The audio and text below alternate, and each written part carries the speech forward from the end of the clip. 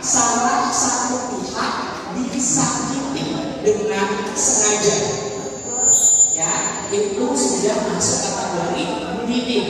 Tapi dia juga harus memenuhi unsur kedua, kekuatannya tidak setara. Maksudnya apa berarti? Kalau kekuatan tidak setara, kekuatan tidak setara itu maksudnya oleh banyak orang kepada satu orang, atau kekuatan tidak setara juga terkait dengan, nah ya, misalnya yang orang lebih bagus sosial ekonominya membuli ke yang kurang sosial ekonominya, yang lebih pintar, yang lebih terampil mengasihani orang yang kurang terampil atau kurang pintar.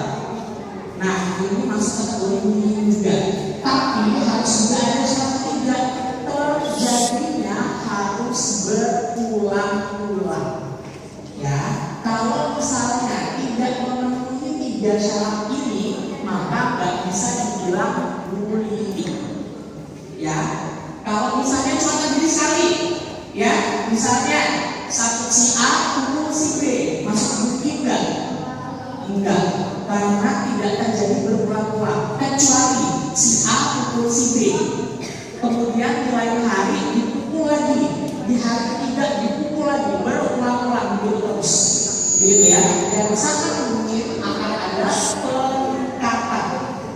peningkatan, ya. Awalnya diolok, jadi dipukul, kemudian diolok dan dipukul, hari berikutnya diolok, dipukul, ditendang. Jadi meningkat terus kegiatannya.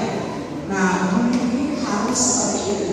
Kalau tidak sampai ke arah situ, maksudnya adalah kekerasan. Ya, tapi bukan berarti kekerasan pun boleh.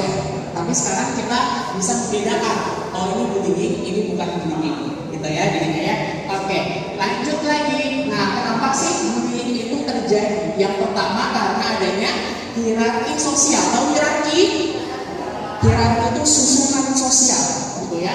Misalnya umur yang si A lebih muda dari umur si B, si A itu seniornya si B, atau enggak si A itu lebih mampu daripada si B, maka akan ada tingkatan-tingkatan sosial. Inilah yang memungkinkan bullying jadi terjadi. Misalnya nih, yang kelas 9 membuli yang kelas 7, misalnya seperti ini, ya, karena hierarki sosial. Oke, kemudian lanjut lagi, tatanan sosial, misalnya seperti apa? Misalnya seperti ini, dibilang, oh kamu tuh beda dari aku, misalnya disampaikan tadi terkait dengan rasis, misalnya ya, misalnya ini, kita semua ini misalnya aja ya, kali cuma kasih contoh, kita semua orang Jawa, ada yang orang Batak satu orang, yang satu Batak yang dibully, misalnya seperti itu.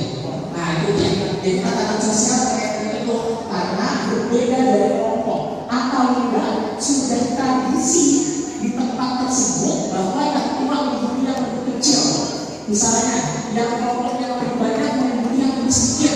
Nah itu juga disebut dengan tatanan sosial. Yang berikutnya aturan sosial. Aturan sosial misalnya apa?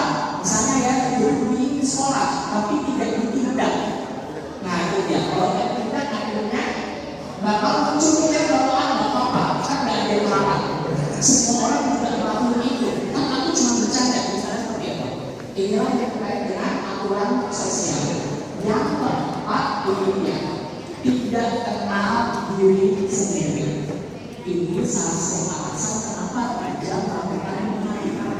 Karena nggak tahu sebenarnya nggak pengennya apa, nggak tahu cara mengelola emosinya, cara mengelola dirinya.